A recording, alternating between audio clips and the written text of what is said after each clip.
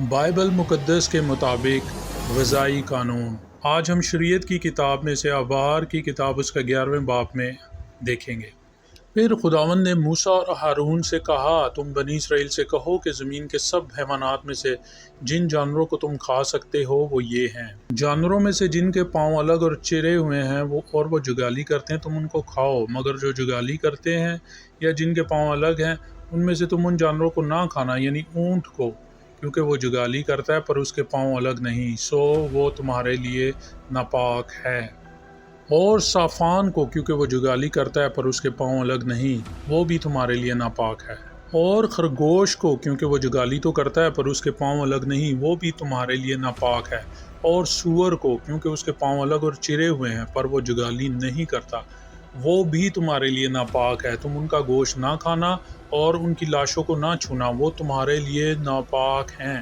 جو جانور پانی میں رہتے ہیں ان میں سے تم ان کو کھانا، یعنی سمندروں اور دریاؤں وغیرہ کے جانوروں میں سے جن کے پر اور چھلکے ہوں تم انہیں کھاؤ۔ لیکن وہ سب جاندار جو پانی میں یعنی سمندروں اور دریاؤں وغیرہ میں چلتے پھرتے اور رہتے ہیں لیکن ان کے پر اور چھلکے نہیں ہوتے، وہ تمہارے لیے مکروہ ہیں اور وہ تمہارے لیے مکروہ ہی رہیں۔ تم ان کا گوشت نہ کھانا اور ان کی لاشوں سے کرایت کرنا۔ پانی کے کسی جاندار کے نہ پر ہو نہ چھلکے، وہ تمہارے لیے مکروہ ہے۔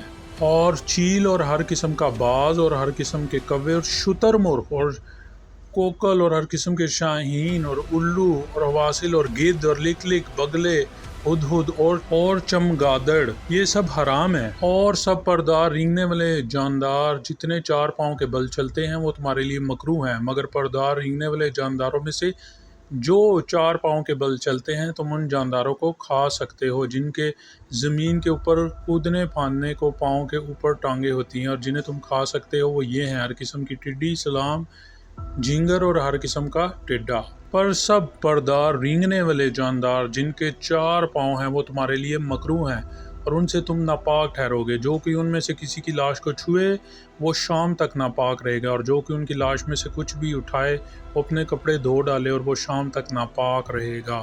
اور سب 4 پائے جن کے پاؤں الگ ہیں پر وہ چرے ہوئے نہیں اور وہ نہ وہ جگالی کرتے ہیں، وہ تمہارے لیے ناپاک ہیں۔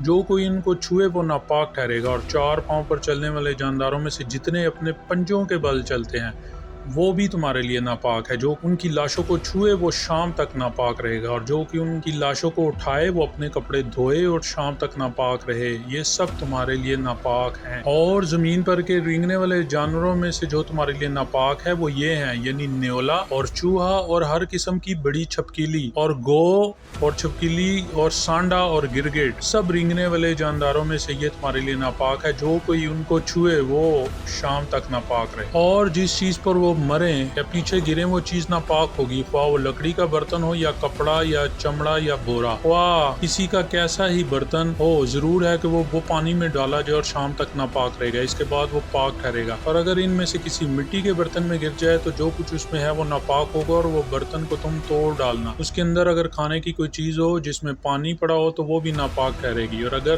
ایسے برتن میں پینے کے لیے کچھ ہو تو وہ ناپاک ہوگا۔ اور جس چیز پر اس کی لاش کا کوئی حصہ گرے، خواہ وہ تنور ہو یا چولہا، وہ ناپاک ہوگا اور توڑ ڈالی جائے۔ ایسی چیزیں ناپاک ہوتی ہیں اور وہ تمہارے لیے بھی ناپاک ہوں، مگر چشمہ یا تالاب جس میں بہت پانی ہو وہ پاک رہے گا۔ جو کچھ اس کی لاش چھو جائے وہ ناپاک ہوگا، اور اگر اس کی لاش کا کچھ حصہ کسی بونے کے بیج پر گرے تو وہ بیج پاک رہے گا، پر اگر بیج پر پانی ڈالا گیا ہو اور اس کے بعد اس کی لاش میں سے کچھ اس پر گر جائے تو وہ تمہارے لیے ناپاک ہوگا۔ اور جن جانوروں کو تم کھا سکتے ہو اگر ان میں سے کوئی مر جائے تو جو کوئی اس کی لاش کو چھوئے وہ شام تک ناپاک رہے گا۔ اور جو کوئی اس کی لاش میں سے کچھ کھائے وہ اپنے کپڑے دھو ڈالے اور وہ شام تک ناپاک رہے گا، اور جو کوئی اس کی لاش کو اٹھائے وہ اپنے کپڑے دھو ڈالے اور وہ شام تک ناپاک رہے۔ اور سب رینگنے والے جاندار جو زمین پر رینگتے ہیں مکروہ ہیں اور کبھی کھائے نہ جائیں۔ اور زمین پر کے سب رینگنے والے جانداروں میں سے جتنے پیٹ یا 4 پاؤں کے بل چلتے ہیں یا جن کے بہت سے پاؤں ہوتے ہیں ان کو تم نہ کھانا، کیونکہ وہ مکروہ ہیں۔ اور تم کسی رینگنے والے جاندار کے سبب سے جو زمین پر چلتا ہے اپنے آپ کو مکروہ نہ بنا لینا، اور نہ ان سے اپنے آپ کو ناپاک کرنا کہ نجس ہو جاؤ، کیونکہ میں خداوند تمہارا خدا ہوں۔ اس لیے اپنے آپ کو مقدس کرنا اور پاک ہونا، کیونکہ میں قدوس ہوں۔ سو تم کسی طرح کے رینگنے والے جاندار سے جو زمین پر چلتا ہے اپنے آپ کو ناپاک نہ کرنا۔ حیوانات اور پرندوں اور آبی جانوروں اور زمین پر کے سب رینگنے والے جانداروں کے بارے میں شرع یہی ہے تاکہ پاک اور ناپاک میں اور جو جانور کھائے جا سکتے ہیں اور جو نہیں کھائے جا سکتے ان کے درمیان امتیاز کیا جائے۔ آمین۔